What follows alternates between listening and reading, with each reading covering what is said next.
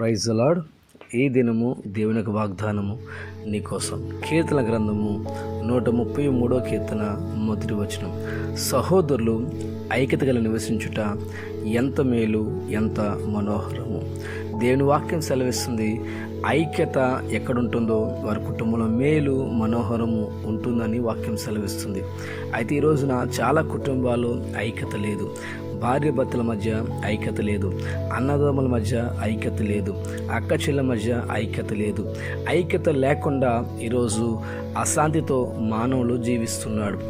ఆదికాండం మనం ఆలోచన చేస్తే దేవుడు ఆదాముతో అవ్వతో ఎప్పుడు ఐక్యత కలిగి ప్రేమగా దేవుడు ప్రతిదినము వారితో మాట్లాడుతూ ఉండేవాడు. అయితే సాతానుడు మరి అవ్వమ్మ దగ్గరికి వెళ్ళి మాయ మాటలు చెప్పి దేవుడికి దూరం చేసింది. ఎప్పుడు దేవుడికి దూరం చేసిందో అక్కడి నుంచి ఆదాము అవ్వ దేవుడికి దూరం అయిపోయారు. సాతానుకు ఆలోచన ఏ కుటుంబం కూడా ఐక్యత కలిగి ఉండడం కానీ, సంఘం ఐక్యత కలిగి ఉండడం కానీ సాతానుడికి ఇష్టం ఉండదు. కనుక ఐక్యత పాడు చేస్తూ కుటుంబాలు గలిబిలి చేసేవాడు సాతానుడు.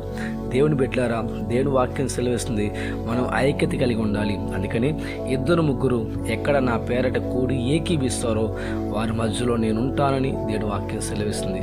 ఇద్దరుగా ఐక్యత కలిగి ప్రార్థన చేయండి, కుటుంబంగా ఐక్యత కలిగి ప్రార్థన చేయండి. అంత మాత్రమే కాదు కానీ బైబిల్ గ్రంథంలో చాలా సందర్భాల్లో ఐక్యత కలిగి ప్రార్థన చేసినప్పుడు గొప్ప అద్భుతాలు జరిగాయి. దైవజనుడు పేతురు చెరసాల్లో ఉంచబడినప్పుడు సంఘమంతా ఐక్యత కలిగి ప్రార్థన చేసినప్పుడు దేవుడు పేతుర్ని చెరసాల నుంచి బయటికి తీసుకొని రాగలిగారు.